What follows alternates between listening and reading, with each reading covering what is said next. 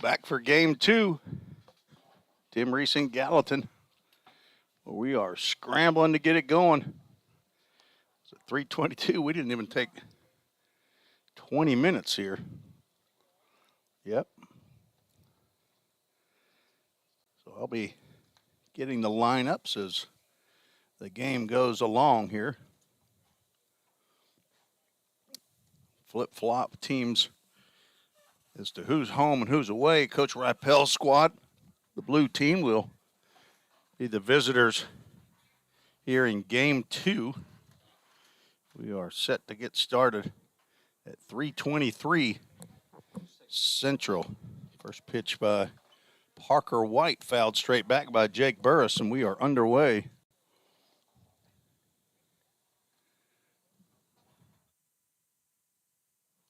Tanner Bumbelow, our umpire again here for game two. Brody Melton on deck. Looks like Coach Rypel's got same group. Another foul ball. Means count no balls, 2 strikes. Parker White, left-hander from Knoxville, Tennessee. Starting pitcher for Coach Kail's squad.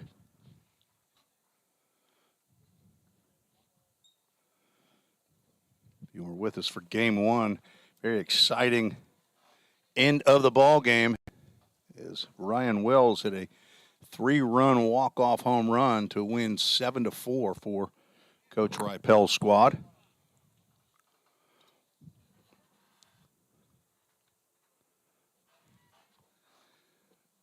And go through the defensive alignment here. As soon as I get a chance for the red squad, Coach Kail's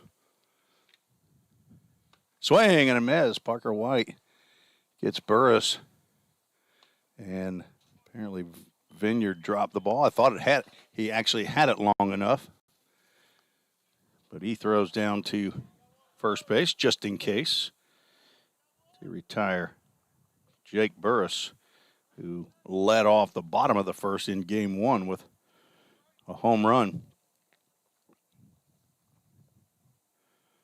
With 1 out, Brody Melton steps to the plate. Breaking pitch ends up down in the dirt. Melton 1 for 3 in game one, had a double and 2 groundouts. Jace Mizell on deck. Breaking pitch in there for a called strike.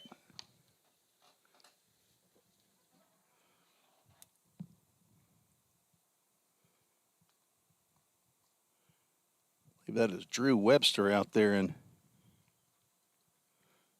left field. Pitch goes low. That Reed Mashinsky in center field. It is Reed Mashinsky in center and R.J. Moore out in right field. Carter Vrabel at third. Fastball sails high. Matt Hall at short, Drew Plummer at second, and Landon Godsey down at first base. Braden Vineyard behind the plate again here for game two. A ground ball, or line drive actually off of Parker White's leg and goes into center field for a 1-out hit by Melton. He just hits the ball hard.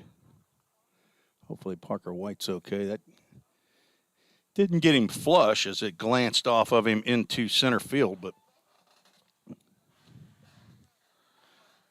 still, anytime you get a ball hit that hard, hits off your leg, it's not going to feel good.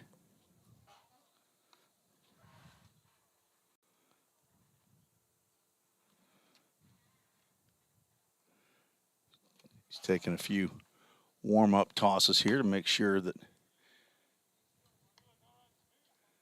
he feels okay. I think that's on his back leg, his left leg, so not the plant leg.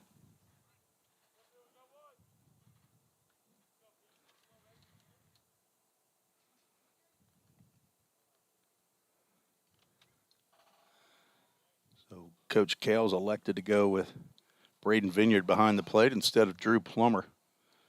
So 1 on, 1 out. Breaking pitch swung on a foul tipped into Vineyard's glove. Big swing by Jace Mizell. Just saw his one set of grandparents from his mother's side. The Rices are here from Metropolis.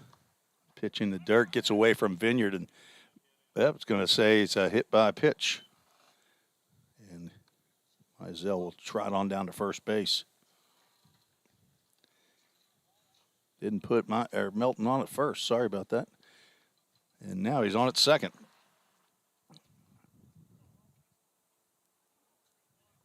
Parker White got it. Burris swinging for the first out and has given up a base hit up the middle, and a hit batter will bring Caleb Hawkins to the plate, who is behind the plate apparently catching here in game 2 of the doubleheader today. And on deck, Hunter Searcy. Fastball right down the Broadway. Hawkins takes. He went 3 for 3 in game 1. Had a double, a single, and a double.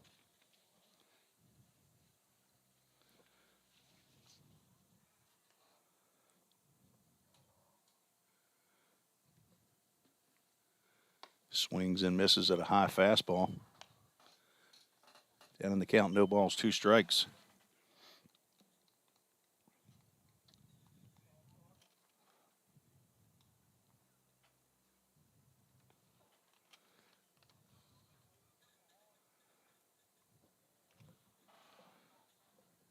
One out, 2 on.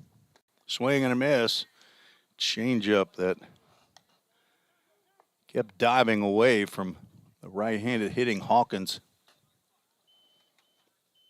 Out number 2 here in the top of the first inning, just getting started. 2 strikeouts for Parker White, young left-hander from Knoxville, I believe West High School.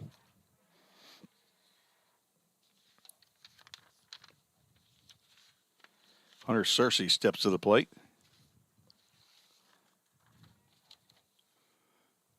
Swinging a foul ball off to the right side.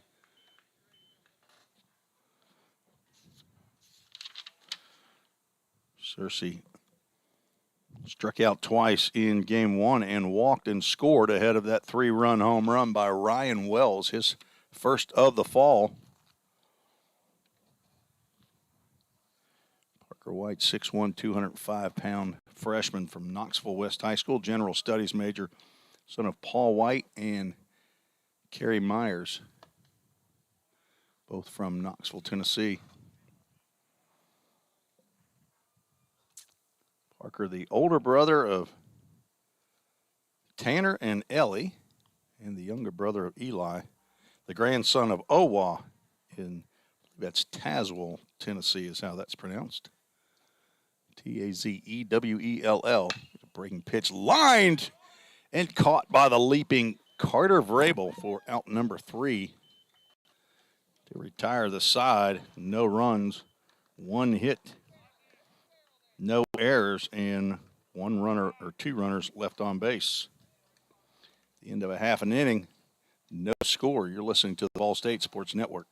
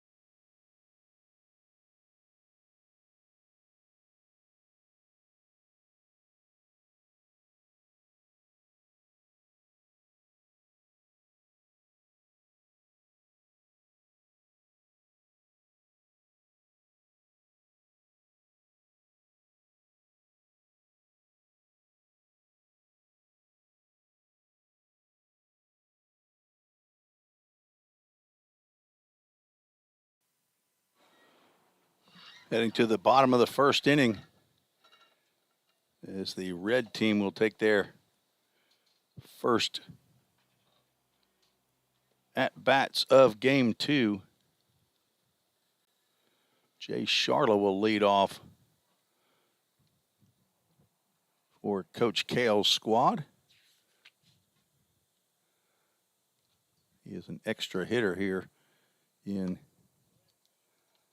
this ball game. First pitch from Cade Sanders. Misses outside the zone. Oh, he did? Okay. Like I said, there's the ball outside the zone. So we got 1 ball, 1 strike. Cade Sanders from Hendersonville High School, Hendersonville, Tennessee, on to start game 2. Breaking pitch on the outside corner called strike 2. Jay Sharla 0 for 1, only got 2 plate appearances. Grounded out and walked. And the count swings and misses at a breaking pitch. Hawkins grabs it off the ground and tags Sharla for out number 1.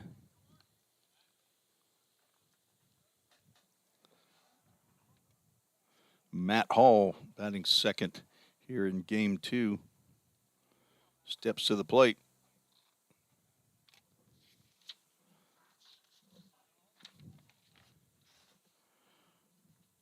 Hall was 0 for 2 with a walk and a run scored in game 1. Pitch sails over the glove of Hawkins for ball 1. Matt Hall playing shortstop here in game 2. He finished game 1 over there as he slid over to short for Ethan Huddleston. Drew Plummer moved in at second base. On deck, Landon Godsey playing first base. Pitch high and tight. 2 balls, no strikes. So Hall batting second, playing shortstop. Godsey at first base, batting third. Rypel at third base, batting fourth. Vineyard behind the plate again, batting fifth. A swing and a miss and a nice cut fastball looked like. Reed Mashinsky playing center field, batting sixth. Devin Thrain, an extra hitter, batting seventh. Number 8 hitter, the second baseman, Drew Plummer. Left field, Drew Webster, batting ninth. And R.J. Moore in right field, batting 10th. There's a fastball. It says it's outside. That would be Tanner Bumbelow who made that call. That's a call you're going to get with an umpire behind home plate. I guess I'm riding that one maybe a little bit too much, but it's definitely what's going to happen as that pitch goes inside. Matt Hall will take a 1-out walk.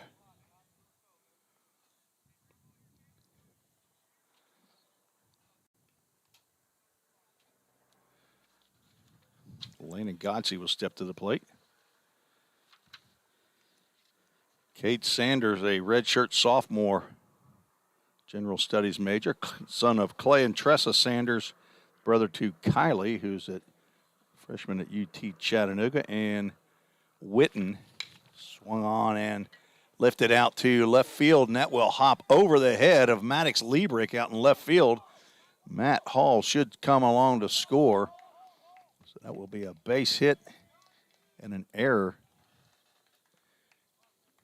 as a run comes in. So one hopper out to Liebrick, bounces over his head and allows Hall to score and Godsey to move down to second base. It's been dry here and the ground is very hard. Carter Vrabel stepping to the plate with a runner in scoring position, and he hits fly ball out to right center field. I don't know if that's going to be caught. It will be on the backhand. Nice catch by Zach Zimmerly out there in right field with Jake Burris in center field and Maddox Liebrick in left.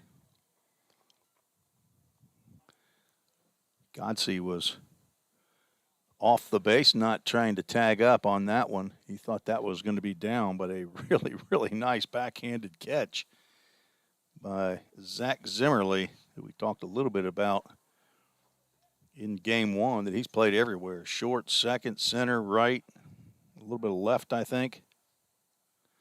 So 2 outs. Braden Vineyard coming to the plate.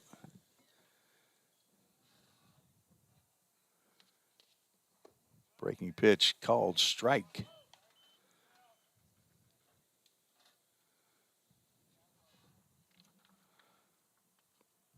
Vineyard 1 for 2 in game one with a run scored. Had a double down the right field line. Looking to drive in Godsey. It's a breaking pitch blocked nicely by Caleb Hawkins.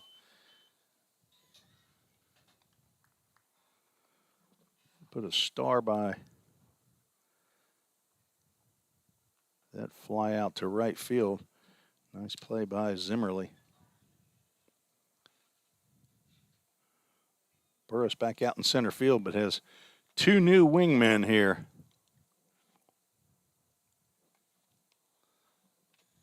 The 1-1 pitch, low and away.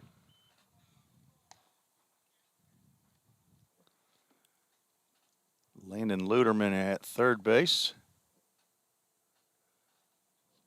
Is that Logan Molnar out there at short? It is Logan Molnar at shortstop, and Corbin Overbay at second. Brody Melton over at first base with Caleb Hawkins behind the plate for the blue team, who blocks another pitch in the dirt. Count goes 3 balls and a strike.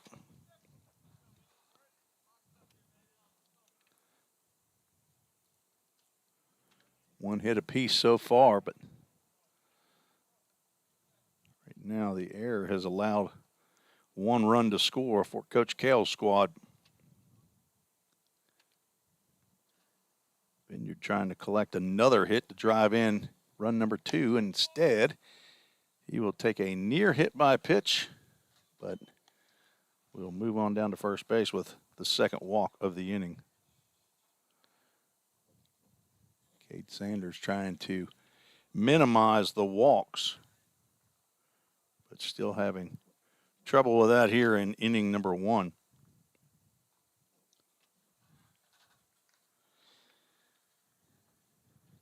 I want to say hello to Nama in Hendersonville and Granddad in Centerville, Cade's grandparents. Shinsky backs away from pitch that stayed inside.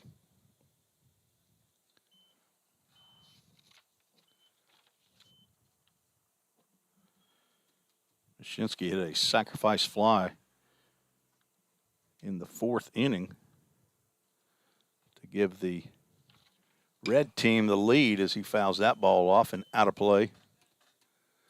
But a lead they would not be able to hold on to, as Coach Rypel's squad ended up scoring 1 in the bottom of the 5th inning, as we'll have a pinch runner for Braden Vineyard.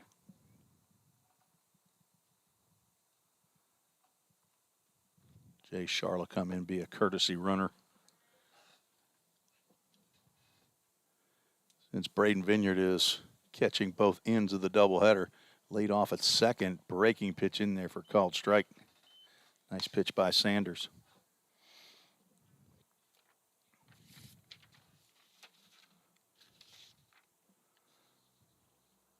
Sanders had 7 appearances this fall against outside competition, 12 innings, struck out 16 batters.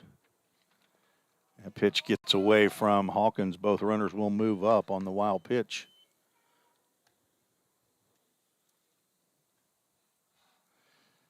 Caleb not able to keep that one in front.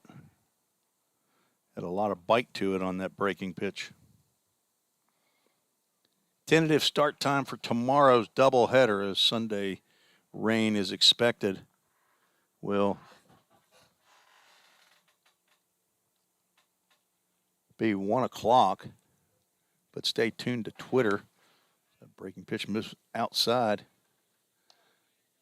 A Framework Athletics full count.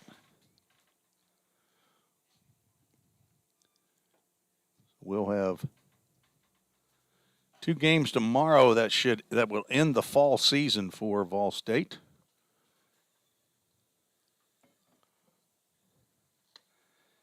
Ball 4 to Reed Mashinsky, loads the bases.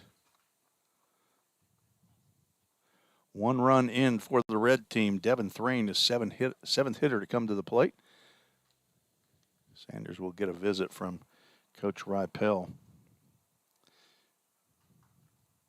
Devin Thrain made a tremendous attempt of a ball hit by Caleb Hawkins in the 6th inning, which was the extra inning in game 1, but it fell just outside of his reach, and that ended up scoring the tying run. Jace Mizell, who was put on second base as the international rules are being used here in the Pioneer Fall Classic. Hawkins got that double that drove in Mizell, then was later picked off. But 2 walks and then a 3-run home run by Ryan Wells gave the Rowdy Rypels a win. That fastball misses inside.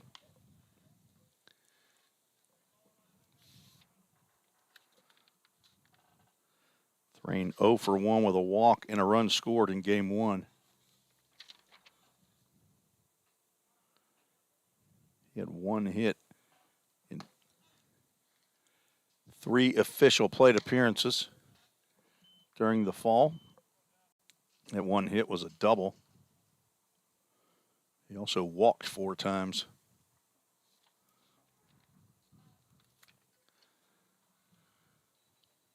Has a chance to drive in a couple runs here in the 1st inning. Nice slider there from Sanders that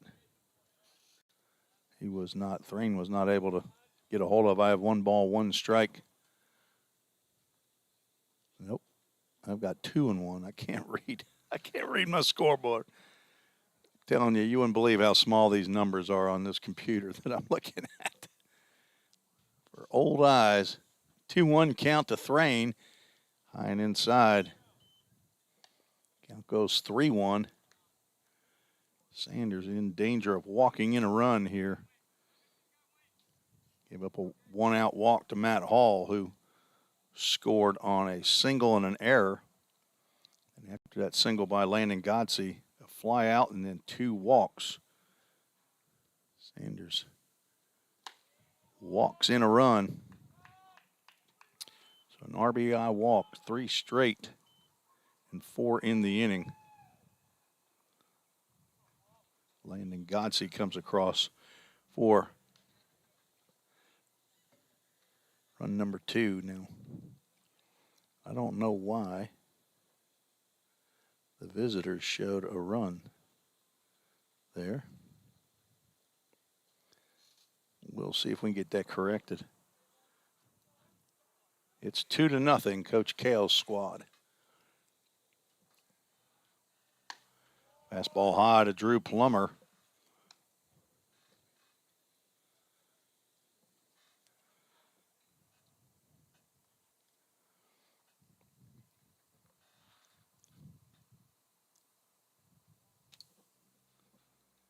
Sanders looks in for the sign to his battery mate, Caleb Hawkins. Swinging a ground ball that is picked up by Luderman, thrown over into the dirt. The sun will be a problem for the first baseman, probably for the rest of today's game, but Melton able to come up with the throw for out number 3. Coach Kail's squad scores 2 in the bottom of the 1st inning on 1 hit. There was 1 error. 3 runners left on base. 2-0. 2 runs on 1 hit. So after 1 complete 2-0, Coach Kail over Coach Rypel. You're listening to the Vol State Sports Network.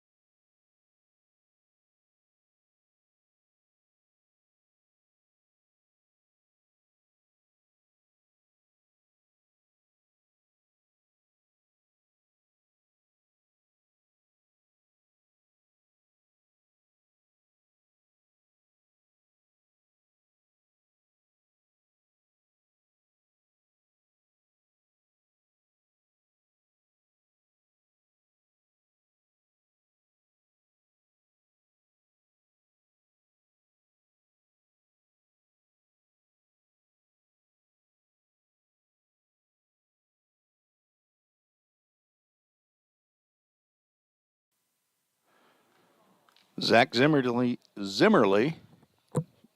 easy for me to say, and common spelling of Zimmerly, stepping to the plate in the top of the second inning.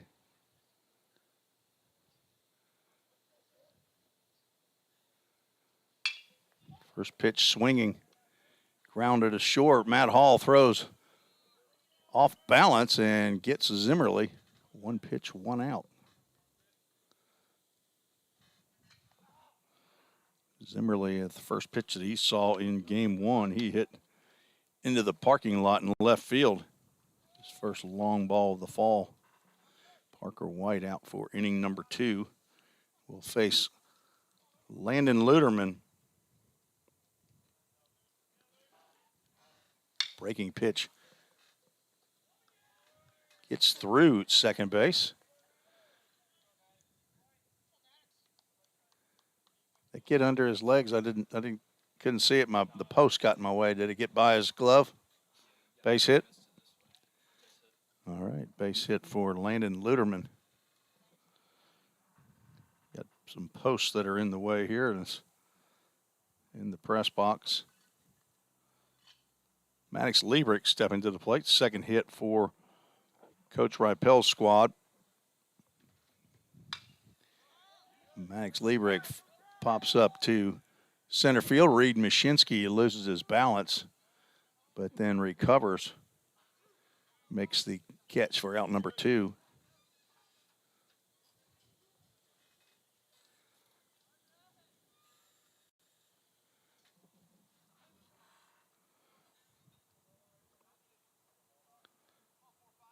Logan Molnar steps to the plate, shortstop for Team Rypel. 2 outs and a runner at first base. Swings it to first pitch, lines it out to right field. R.J. Moore underneath it and makes the grab. Looked like he was fighting the sun a little bit there himself. So first pitch swinging. It's a short inning for Parker White. 2 fly outs and a ground out mixed in with a single in the right field. No runs, 1 hit, no errors, 1 runner left on base. 2-0. Heading to the bottom of the second inning. You're listening to the Vol State Sports Network.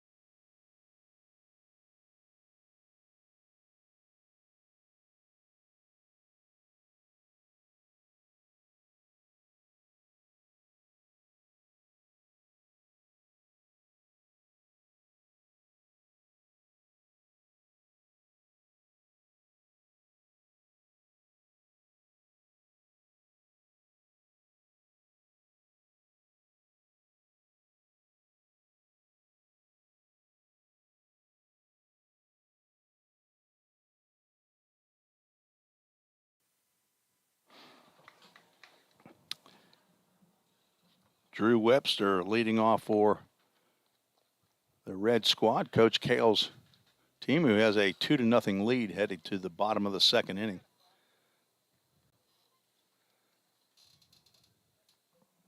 Kate Sanders back out on the mound for Team Rypel. He stranded the bases loaded by inducing Drew Plummer to ground out to Landon Luderman at third base. Try to have a cleaner inning here.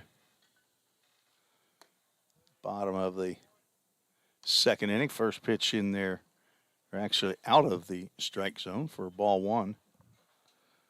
Webster from Christ Presbyterian Academy right here in Nashville, Tennessee. Pitch misses in the dirt. Outfielder and catcher True freshman, 6'2", 190-pound. Business administration major. Swings and fouls that ball straight back. And a good look at a pitch on 2-0 there. Drew is the son of Rustin and Gail Webster, the brother to Jacob and Hannah. The ground ball to short. Molnar up and over to Melton. So the old Molnar to Melton ground out. 6-3 in your scorebook if you're scoring at home. And if you are, I got to wonder about you. I know I'm a scorebook nerd myself, but I wouldn't be doing it at home, I don't think. R.J. Moore stepping to the plate. Young man from Beach High School, hometown of Goodlettsville. He swings at the first pitch that he sees from Cade Sanders. Pops it up to Logan Molnar. Makes the grab for out number 2. RJ didn't even give me a chance to tell you anything about him. I just know that he's from Beach. It's where my kids went to school, was Beach High School, and he's from Goodlettsville, Tennessee. 2 outs back at the top of the lineup. Big Jay Charla stepping to the plate. He struck out in his first at-bat against Cade Sanders. Looks at a first pitch. Chest high strike. Nods his head in agreement. Hard to go after that pitch when there hadn't been very many thrown. And you're the third batter up.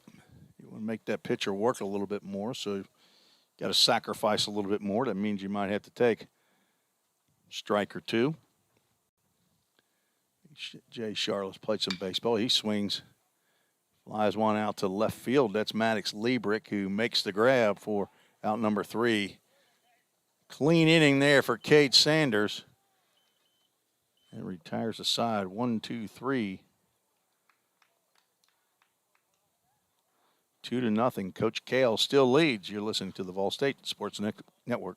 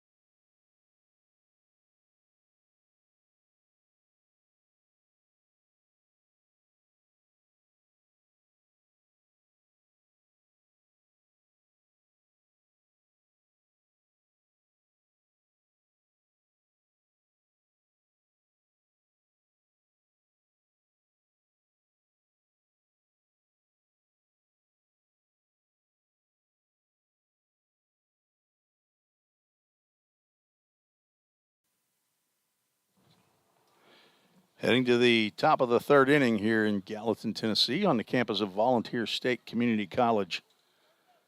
Glad to have you with us here at the end of the fall season. We are playing the Pioneer Fall Classic, the World Series between the red and the blue team. Leading off, Corbin Overbay looks at a first pitch from Parker White, breaking pitch in there for a called strike. Overbay came in and pinch ran in game 1 of the doubleheader. Swings and misses at that offering. White ahead in the count, 0-2. Overbay was 0 for 2 in game 1 of the series that was played in a 2-day span. And nearly gets hit with a breaking pitch there. How that missed him, I don't know. What in the world is happening with my scoreboard?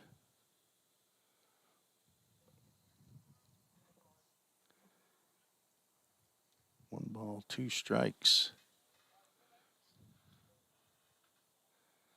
Got to watch where that cursor is. Otherwise, if you're trying to do it without looking at it,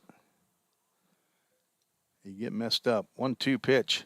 Breaking pitch down in the dirt. Misses the zone. Overbay, teammate of Devin Thrain. I'm sorry, not Devin Thrain. That's Drew Plummer. Corbin Overbay and Cam Hodges, teammates at Sevier County. Count goes full. Framework Athletics, full count.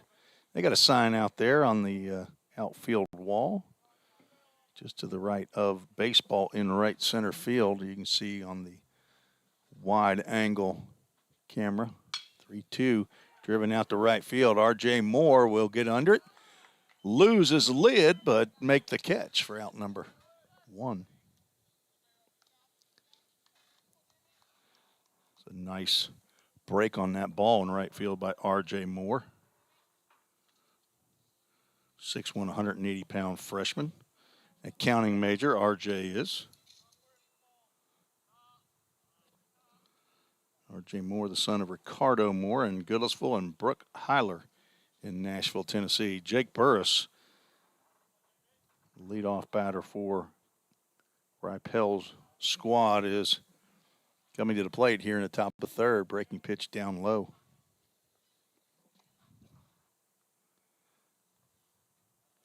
Parker White in his 3rd inning.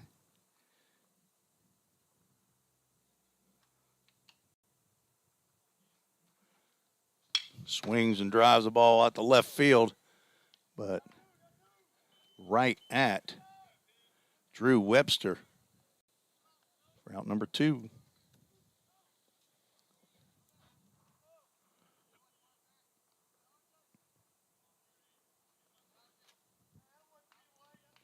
Parker White now has retired 4 straight and 7 of the last 8 batters. Brody Melton to the plate, and he swings at the first pitch he sees. Hits one out to left center field that will get down right in front of Drew Webster. Hit that one a little bit off the end of the bat. He is now 2 for 2 here in game 2. The 3rd hit for Rypel's squad. And with 2 outs, that brings Jace Mizell to the plate, who could tie this game up with 1 swing of the bat. Jace hit by a pitch right around the feet or the shoes in his first plate appearance. Was stranded at first base.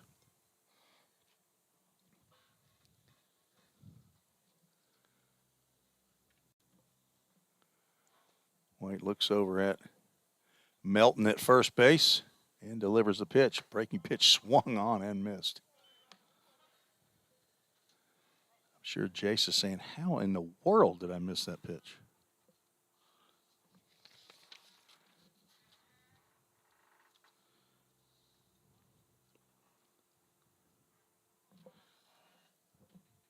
So Allie and Mimi from Metropolis are here in attendance as that pitch goes outside. I think Braden Vineyard was looking to make a pickoff attempt at first base before he made the grab. Catchable ball right there, so Melton will move down to second base on a pass ball. He was outside the strike zone by a decent amount, but clearly in an area that Braden Vineyard could get it. Actually a great pitch to catch and throw to first, but he didn't get to A before he wanted to get to B. There's another pitch outside. 3 balls and a strike to Jace Mizell. On deck, Caleb Hawkins.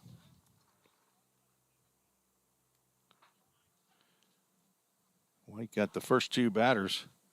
Fly out to right and a fly out to left. I think gave up a little bit of a bloop single into left center field off the end of the bat. There's a curveball that has popped up in shallow center field. Reed Mashinsky coming on, and he'll make the one-handed grab for the 3rd out here in the top of the 3rd inning. No runs, 1 hit, No errors, one runner left on base. 2-0. Coach Kail's squad still leads. You're listening to the Vol State Sports Network.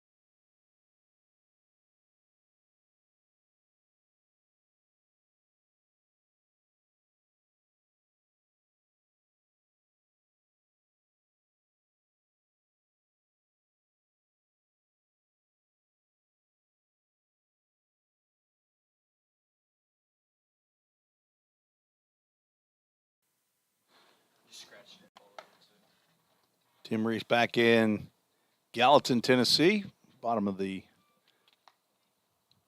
third inning. The Red Squad, Coach Kail's Red Army, coming to the plate, leading 2-0.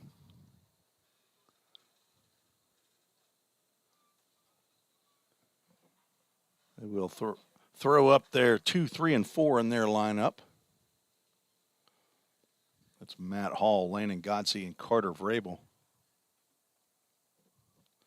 Matt Hall walked and scored in the first inning.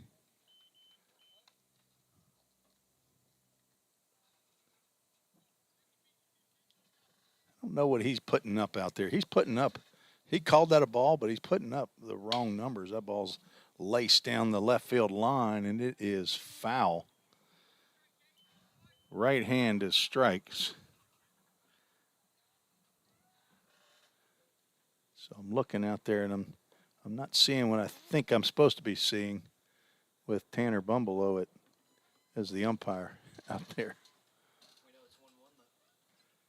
He did say 1-1 there to Matt Hall as Sanders spikes that one about 45 feet from pitcher's mound.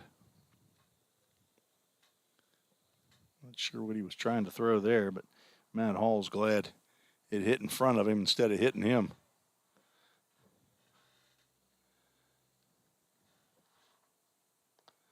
Another pitch did not get to the catcher, but a whole lot closer that time. Cade Sanders now down in the count, 3 balls and a strike. Walked 4 batters in the first inning, had a clean 1-2-3 inning in inning number 2, but will not have a clean inning here in the third, unless he can get a double play rolled up or pick off. We have had a few of those today. 2 pickoffs by pitchers, I think maybe 3 pickoffs.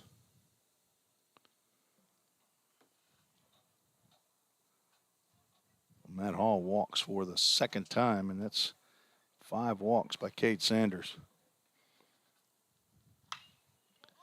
Ball popped up in the infield. Cade Sanders will get out of the way for Brody Melton. He will make the grab in the middle of the diamond for out number 1. Godsey singled on a sharp line drive to left field that hopped high and got off of Maddox Liebrick's glove and went to the wall. Matt Hall scored on that play. So 1 out, 1 on. Carter Vrabel steps to the plate. Runner goes. Pitch should be called a strike. Throw down there, not in time. And Tanner does call that a strike as he was getting out of the way of the throw from Caleb Hawkins. Carter Vrabel saw that Matt Hall had that base stolen, did not offer at it. Now has a runner in scoring position, swings and misses as Sanders ended up with his back completely to home plate after delivering that pitch. 0-2 count now to Carter Vrabel, who flew out to right field his first plate appearance here in Game 2. Game 1, he was 0 for 3. Looking for his first hit of the afternoon. Ball in the dirt, blocked by Hawkins, and Hall will have to stay put at second base. Caleb Hawkins been working hard back there behind the plate. He started and played, I believe, all of Game 1 at first base. Last year in the spring, got a few games at shortstop. That pitch yanked way outside. Count goes 2-2.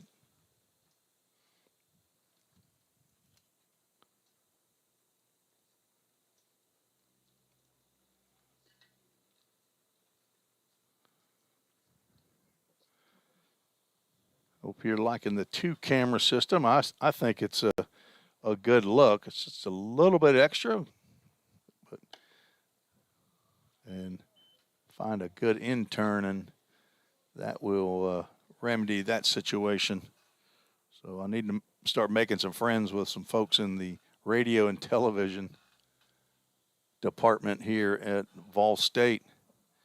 Maybe get a broadcast partner as this full count's fouled back.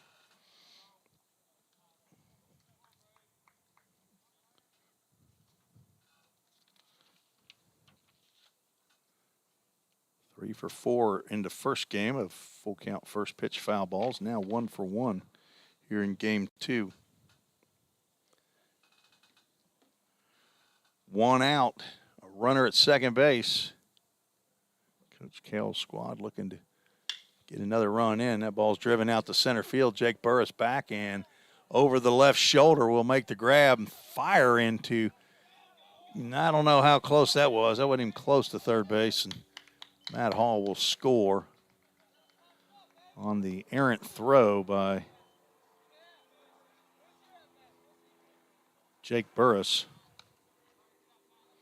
Moves to third on the fly out, but that throw was way up or toward the left field, the bullpen.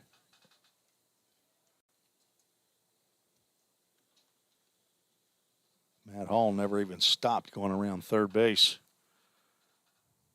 Comes in to score. So far an unearned run. No RBI for Vrabel, but a run in for the red squad. Braden Vineyard steps to the plate. Looks at ball one down low. Vineyard walked. Moved around to third base, but was stranded there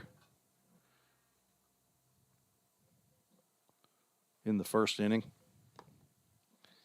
2 balls, no strikes to the young catcher from Paducah, Kentucky.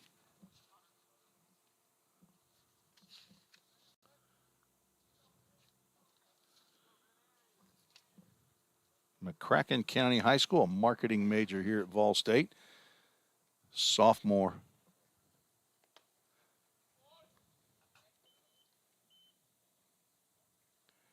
Kate Sanders has gotten 3 balls, no strikes to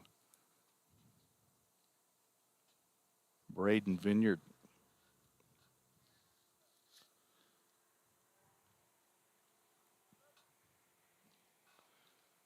Braden, when we come back in the spring, will be looking for that first collegiate hit. Gotten plenty here in the fall, but looking for that one in the spring as he will take ball 4. A pitch outside. 6 walk in the inning. Coach Rypel is out of the dugout, and that will be all she wrote for Cade Sanders. We will have a Summit Concrete call to the bullpen. We'll take a break, tell you about the new pitcher. When we return, you're listening to the Vol State Sports Network.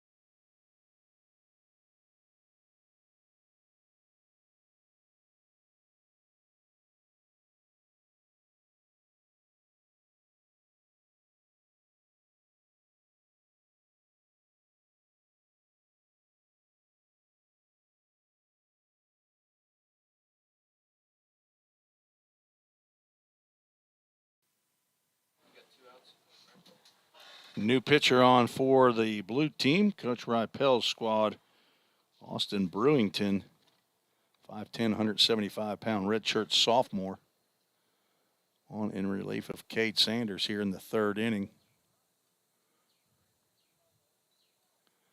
He will face Reed Mashinsky with a runner at first base and 2 outs. Brewington from Watertown, Tennessee. First pitch to Mashinsky, misses high. It's a transfer from Southwest Tennessee Community College. Chemical engineering major here at Vol State. The son of David and Connie Brewington. The brother to Aiden and Addison. Grandson of Paul and Nanny. And Paul and Nana in Watertown, Tennessee. Fastball misses low and inside. Mashinsky walked in the first.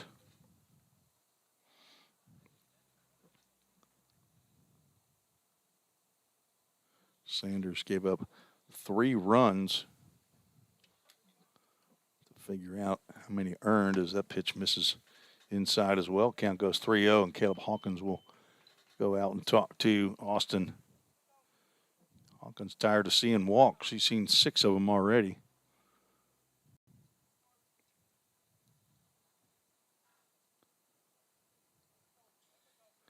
Looks like the first 2 runs scored in the first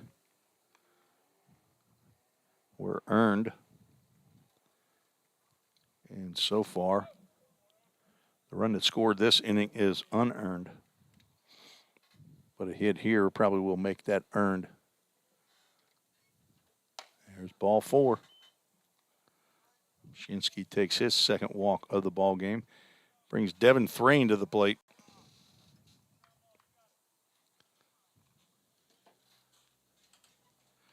Thrain also walked in the first with bases loaded. He'll take an RBI. It's the only RBI of the 3 runs that have scored so far for Coach Kail's squad.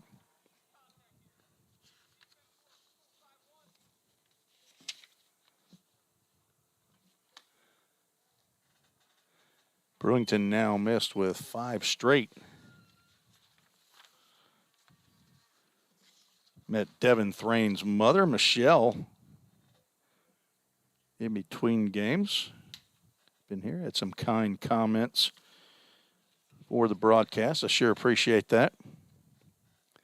Happy to bring the sights and sounds. As you just heard a sound of Devin Thrain sucking in his gut to get out of the way of that fastball. So both sets of his grandparents all in Massachusetts. Nani in Massachusetts and Grammy and Grandpa in Massachusetts might be listening in. Welcome to Middle Tennessee. Brewington also with a throw down at first base by Hawkins. Not in time to get Mashinsky. Brewington struggling to find the plate, as was Cade Sanders. Brewing has pitched twice so far this fall, 2 innings, giving up 1 hit, 1 run. It was earned. Has walked 4 batters, struck out 5, and has now walked 2 straight here with 8 straight balls. And that has loaded the bases. Coach McGuire can't be happy as he's moved over to the red side dugout. 2 outs. Drew Plummer at the plate again with bases loaded and 2 outs. Get another opportunity to drive in a run. First pitch in there, called strike.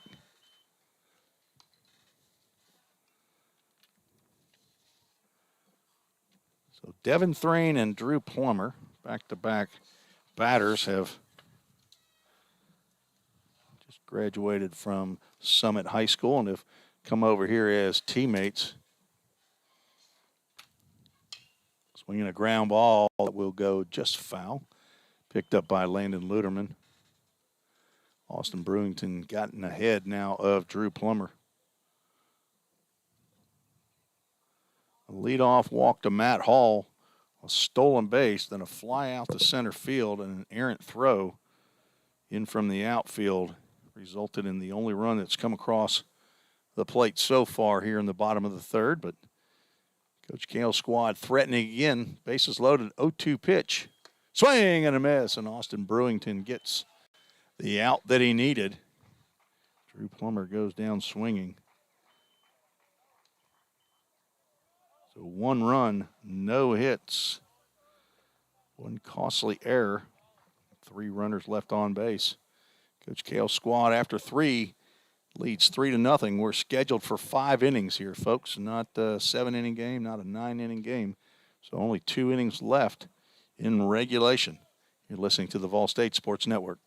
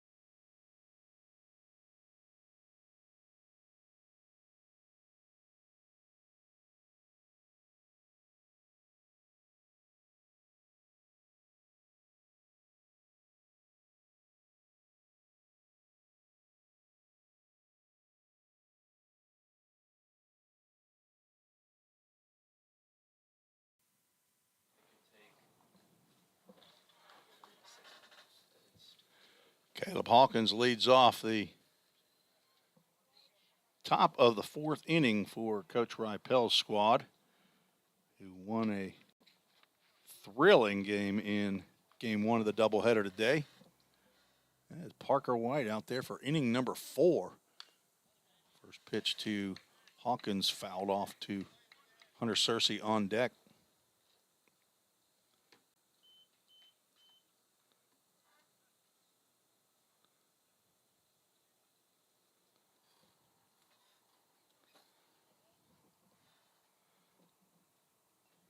Hawkins struck out in the first inning. Changeup misses down low. 1 ball, 1 strike.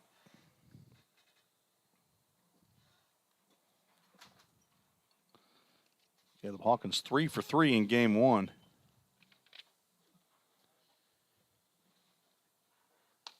Breaking pitch stays out of the zone. Hunter Searcy due up next, and Zach Zimmerly in the hole. For the Sky Blue, John Rypel Rowdy's fastball misses outside. Parker White for inning number 4 here. First pitcher to go into a 4th inning. There's somebody loosening up in the blue bullpen, but that pitch gets in there for a strike. Framework Athletics, full count, nobody down in Coach Kail's bullpen. I didn't see if anybody was warming up previously. There's a ground ball to short. Matt Hall picks and throws on the run again, and Tanner Bumbelow says he was safe. Beat the throw. I couldn't see if maybe he pulled his foot. I wasn't sure. I think there's a chance he beat it out.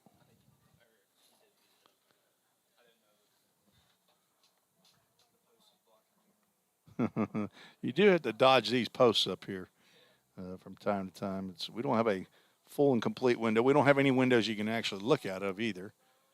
So we have to raise the windows.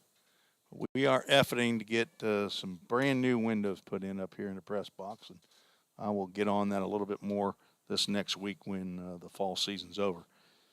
Hunter Searcy with a runner on, steps to the plate. First pitch in there for a called strike.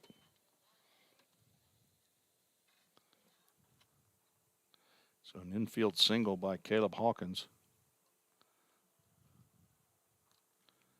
Slow ground ball to Matt Hall. Caleb beats it out. Fastball misses away. 1 ball, 1 strike.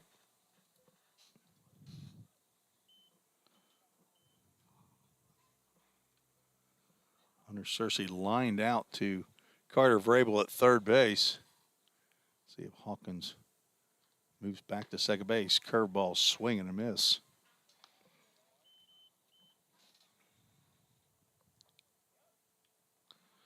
I don't have a pitch count up here, but it must be fairly low for Parker White to come out for a 4th inning.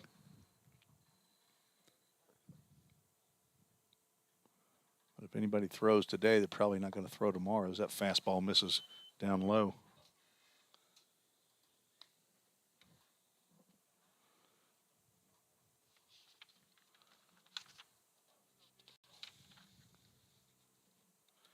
Searcy looking for his first hit of the World Series here so far. Good spot for it right here. Try to get the blue team back in the ball game. That ball fouled off and out of play.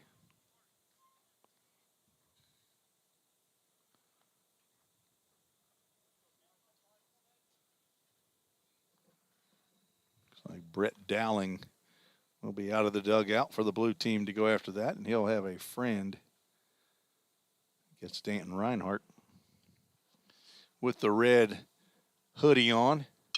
There's a line drive at his second base, caught, and Caleb Hawkins is doubled off of first base easily. Softly hit line drive to Plummer at second. He probably looked up and said, "What in the world is Caleb Hawkins doing?" Caleb must have thought that ball was hit harder and farther over to the middle.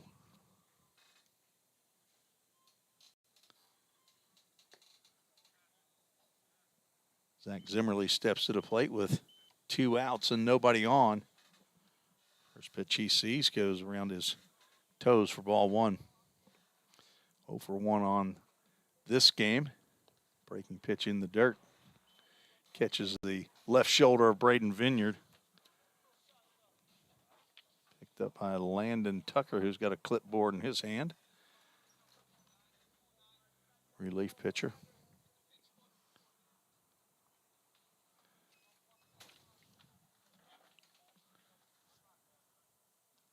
Zimmerly with a solo home run in game 1 of the doubleheader today.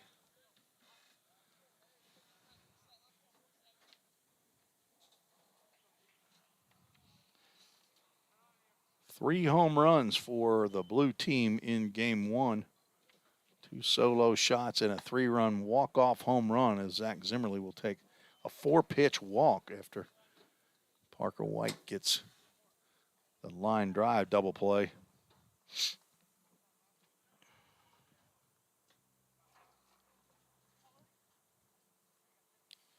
First walk of the contest by Parker White. Landon Luderman steps to the plate. He had a hard ground ball that just eluded Drew Plummer at second base. It went into right field in the second inning. 2 out, 1 on. Breaking pitch hit hard at us again in the hole there, but Drew Plummer makes the catch and throws back to second base to try to get Zach Zimmerly sneaking off second base too far, but the throw not in time to get Zimmerly as he gets back into second base. So a 2-out base hit, infield single by Luderman.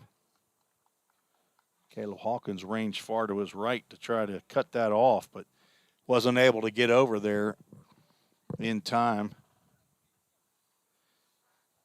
When Plummer picked it up, Parker White could not get to the bag quickly enough. So 2 infield singles and a walk. Now has runners at first and second.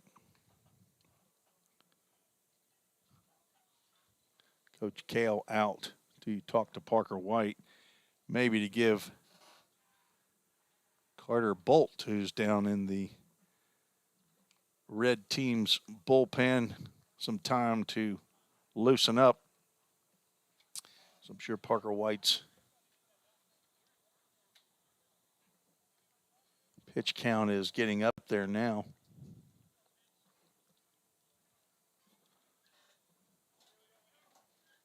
But apparently not bad enough for Coach Kail just to say, okay, we're going to take time out, let Carter Bolt warm up here on the field. With 2 outs and 2 on, Maddox Liebrick steps to the plate, part of the Stewart's Creek gang.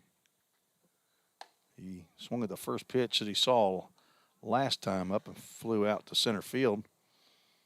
This time he lets fastball go by for ball 1.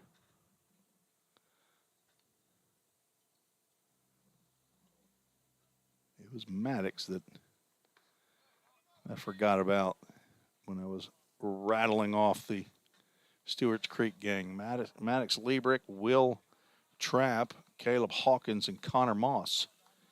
The 4 this year from Stewart's Creek. It's the most from any one school. 2 balls, no strikes on the batter. Swing on a 2-0 pitch. That ball will get out of play.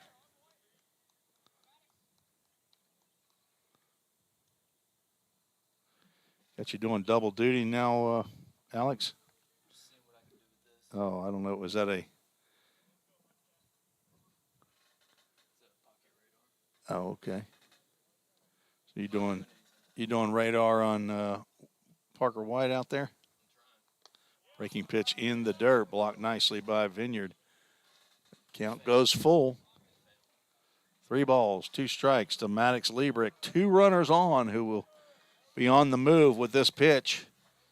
Rypel's looking for a big 2-out knock from Maddox Liebrick.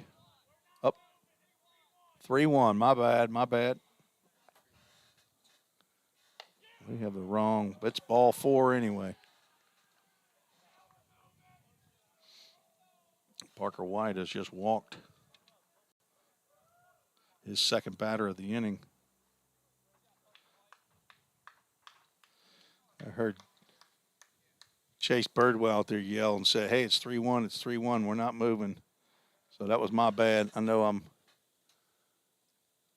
I thought we had 2 strikes on Liebrick, but that was a 3-1 pitch.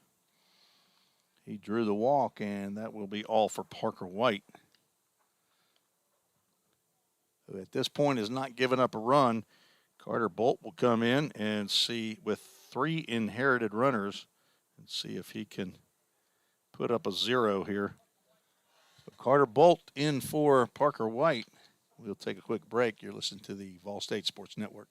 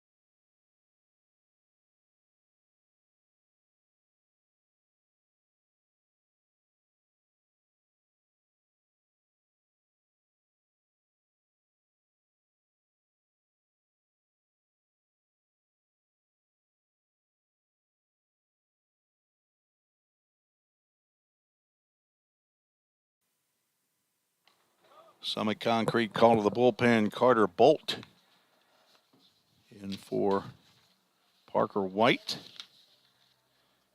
Carter, 5'9", 150-pound redshirt freshman from Gainesville, Georgia. Went to Lambert High School, nursing major here at Vol State.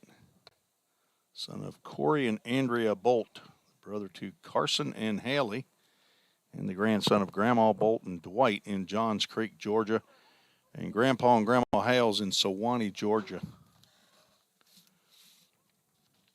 Carter Bolt on for his 4th appearance of the fall. Thrown 3 innings, given up 3 hits, 3 runs, 1 was earned. Walked 3, struck out 3. Threes are wild for Carter Bolt. With the bases loaded, he will face Logan Molnar. First pitch sidearm, delivery high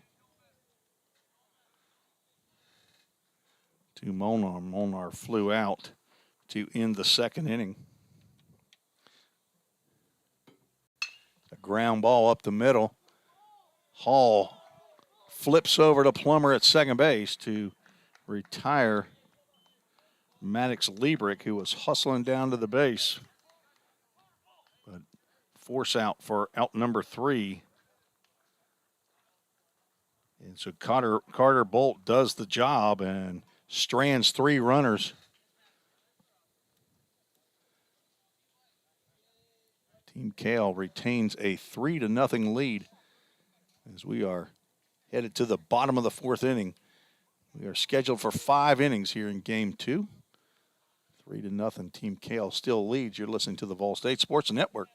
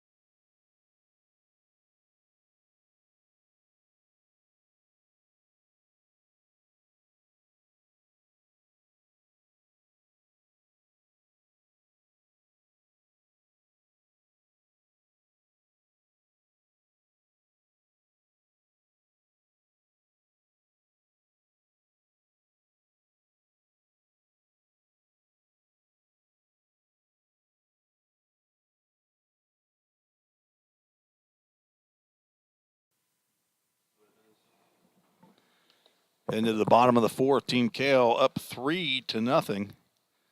We'll send up Drew Webster, R.J. Moore, and we'll see Jay Charlo has a helmet and a bat. So it looks like he will come up for Coach Kail's squad. Austin Brewington on the mound, throws one over the top of the head of Drew Webster to get this inning started. Webster led off the second inning and grounded out to short.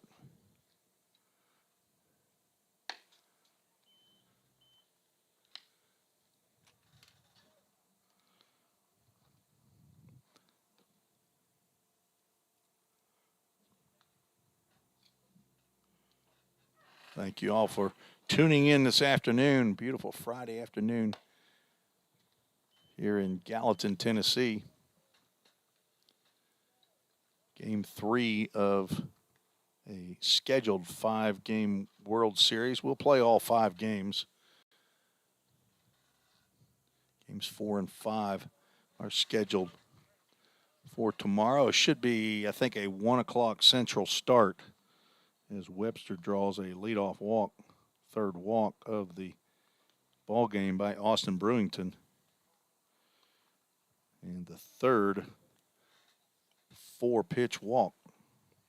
R.J. Moore popped out to the shortstop in his first plate appearance. Swung at the first pitch. R.J. was primarily a pitcher at Beach High School, as I understand. Pitch inside, but has bowed out of getting in the bullpens. Apparently, not sure if it's arm fatigue or what it might be, but he has decided he no longer wants to be a pitcher.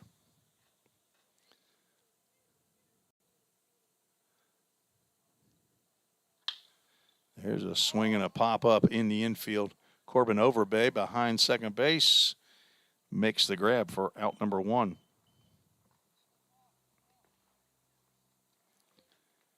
Bring Jay Charlo to the plate, leadoff batter for Team Kail. Jay has struck out and flied out, flown out, flew out. He had a fly ball to the left fielder who caught it. I was an accounting major at Belmont, folks, not an English major. That pitch sails high and inside. Webster bluffed heading to second base, but stayed put.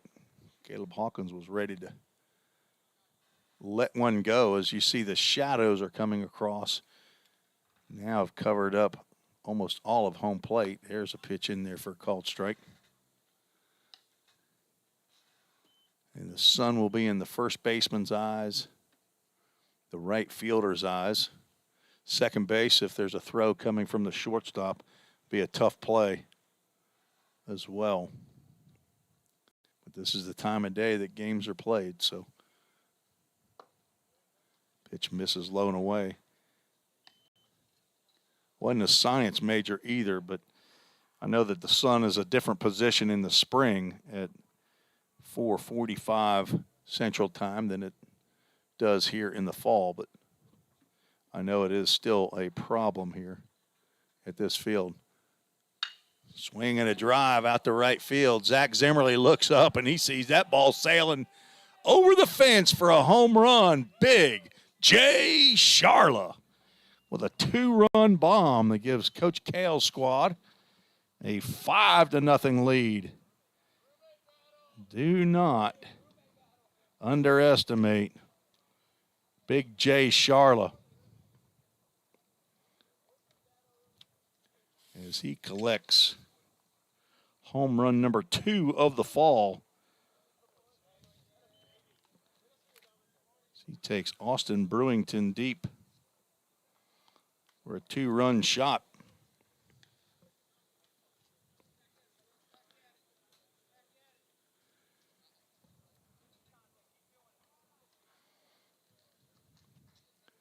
Matt Hall steps to the plate, starts to swing at what ends up being a called strike. Hall has walked twice and scored twice. Only the second hit of the ball game for Team Kail. There's a line drive out to right field. Zach Zimmerly is back and almost got turned around, but ended up making the catch for out number 2.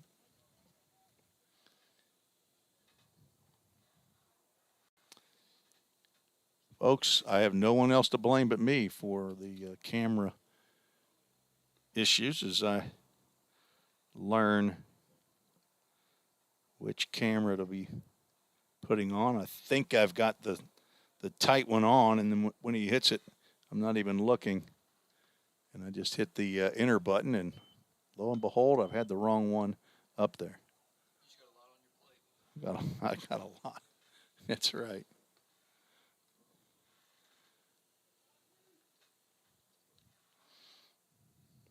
Swing and a miss by Godsey.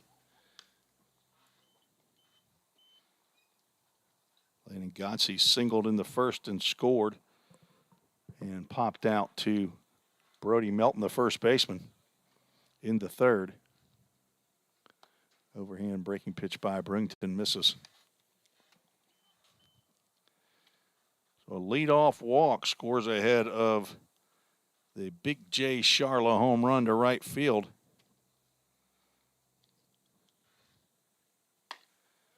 Brewington misses inside. In danger of walking another batter here in the inning.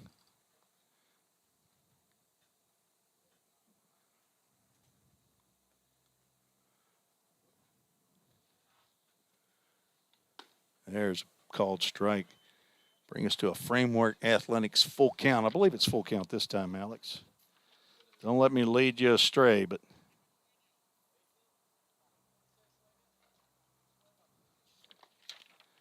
ball 4.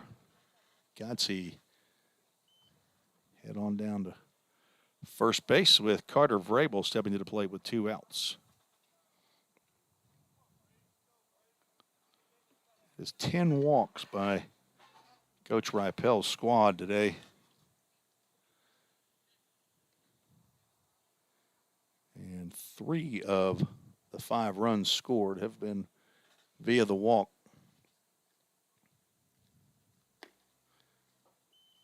Vrabel looks at a ball down. 2 flyouts for Carter Vrabel here in game 2. Looking for his first hit of the day.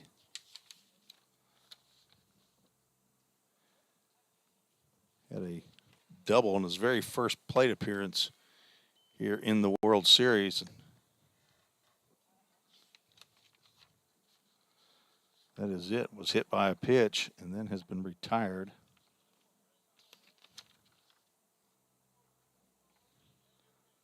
Seven consecutive plate appearances now. Nearly gets hit with that pitch. Brewington now down in the count, 3 balls, no strikes. There is action in the blue dugout, or blue bullpen. All 4. Who is that down there? Ryan Wells, are you going to get him a shot? It is Ryan Wells. Don't call me Dansby Swanson. The Dansby Swanson lookalike, Ryan Wells.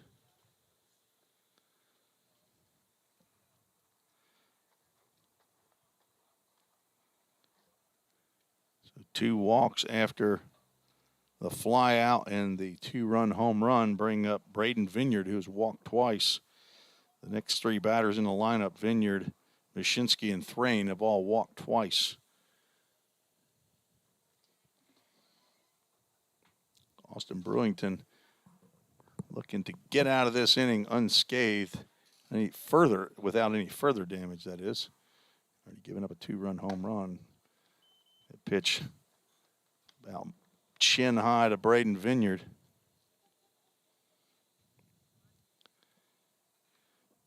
Team Kail with 2 in the first, 1 in the third, and 2 so far here in the fourth inning.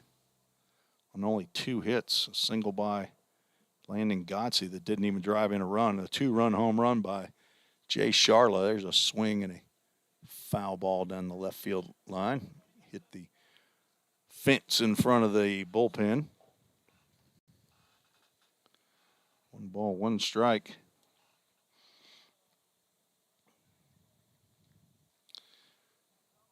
So the Pioneers, I believe, are going to head to Gallatin, the Miracle Park that I believe is at Triple Creek in the city of Gallatin, to volunteer with the special needs group that's over there. There's a breaking pitch called, strike to Vineyard. Down now 1 ball, 2 strikes. So they'll do that, I think, around 10 o'clock in the morning. Not sure if it'll be an hour or 2 hours. But then they'll come on back here to Pioneer Field on the Tim Garrett Baseball Complex on Vol State's campus. And we'll get started possibly around 1 o'clock. I'll try to send out a tweet on the Vol State Baseball Twitter account.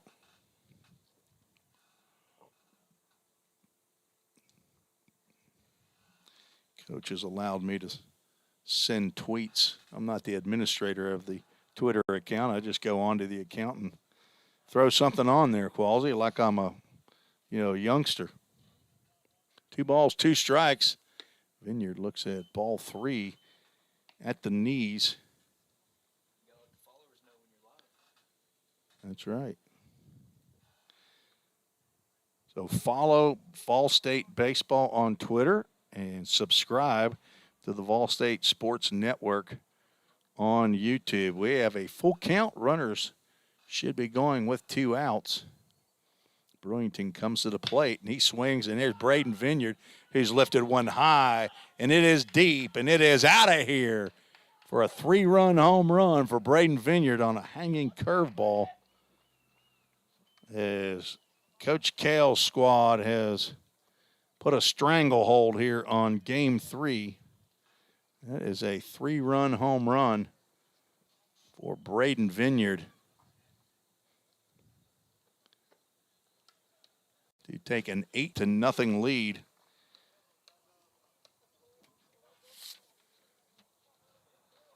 That is Vineyard's second long ball of the season, of the fall season. Ethan here will get an at-bat for Reed Mashinsky. Center fielder Jake Burris was not even in position when that pitch was thrown by Austin Brewington. He was still running out to center field from left field.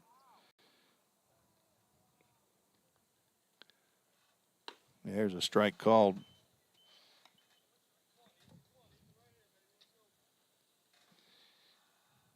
Ethan here started in Game 1 of the doubleheader today.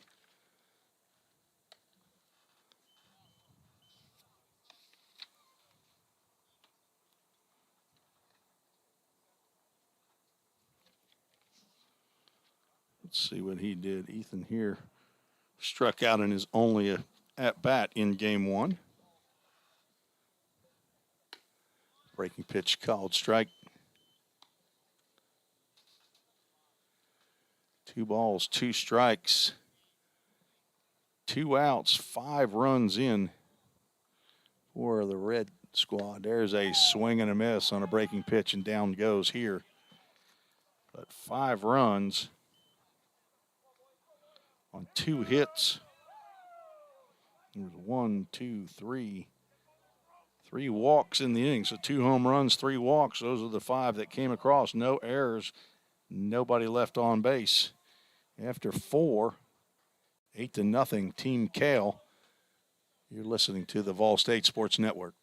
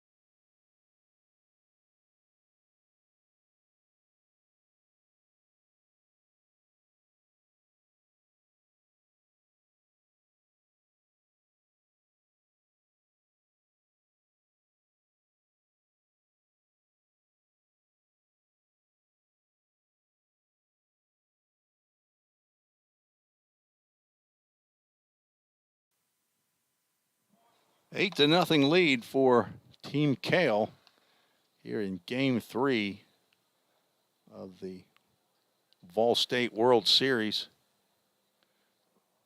We are headed to the top of the 5th inning. Carter Bolt back out on the mound for Coach Kail's squad. He will face 10-1-2 in the lineup. See if that's still Corbin Overbay. It is Corbin Overbay, Jake Burris. And will that be, not sure if that'll be Brody Melton or not.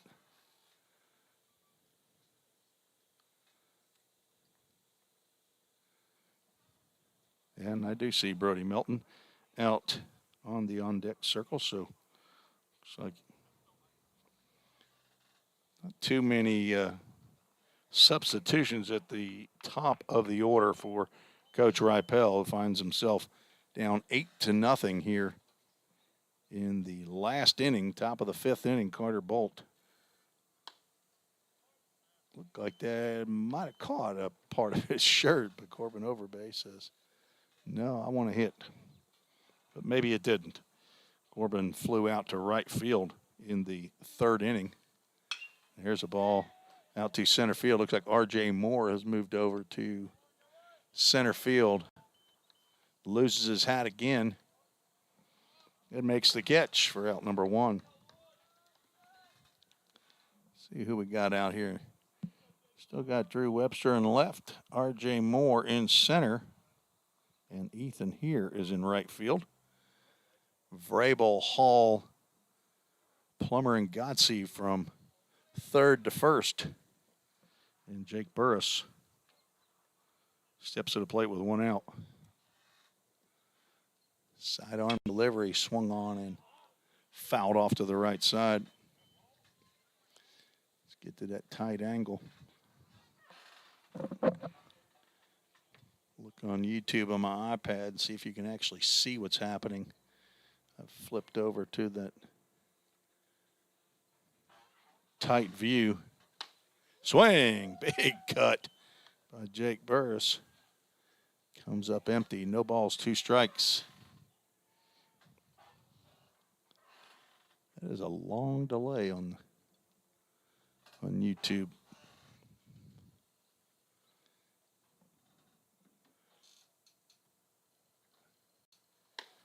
Sidearm crossfire there, misses way outside.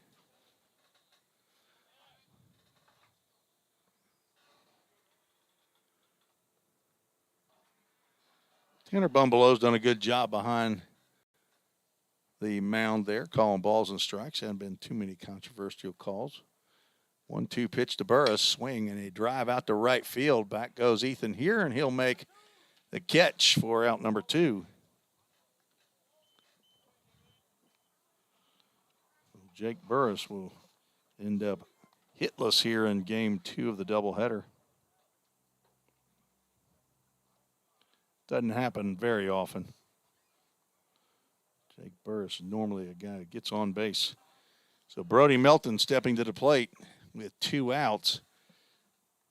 Coach Rypel's squad down 8-0. This is the last inning. There's a drive out to center field. R.J. Moore, who was playing deep, make the catch for out number 3.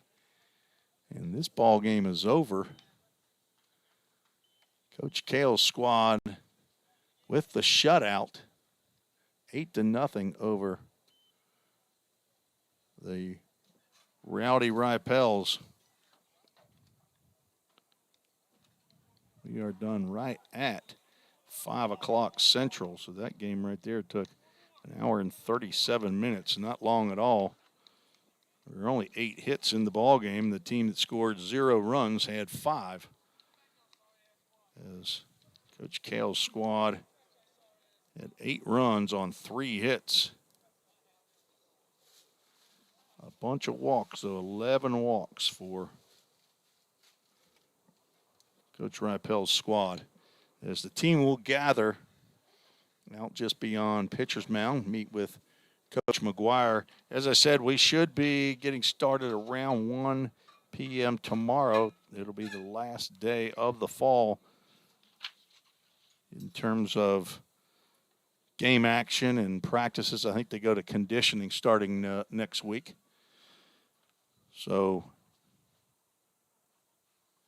there won't be any more broadcasts as I will begin helping with the basketball starting a week from tomorrow. So thank you to Alex Qualls, who did a great job handling the scoreboard. Try to do it again tomorrow. It's the hardest part of this is the hardest part in this press box is closing that window on the far right. It takes some back muscles. It takes some triceps, and you got it, Qualsy. Good job. Good job. All right, folks, thank you all for joining us here this afternoon where Big J Charla hits a 2-run homer, Braden Vineyard a 3-run homer here in the bottom of the 4th inning. But Coach Rypel's squad had a very exciting walk-off in Game 1 as they won 7-4 on the back of Ryan Wells, who came in and hit a pinch-hit 3-run bomb to walk it off in Game 1. So Coach Kail now is 2-1 in 3 games, and we'll see how it shakes out tomorrow as these two squads will be back to probably play 2 5-inning games tomorrow for the end of the fall. So for Athletic Director Bobby Hudson and Head Coach Jim McGuire, this is Tim Reese saying thank you all for watching and listening. And God bless you. We'll talk to you tomorrow. Good night, everybody.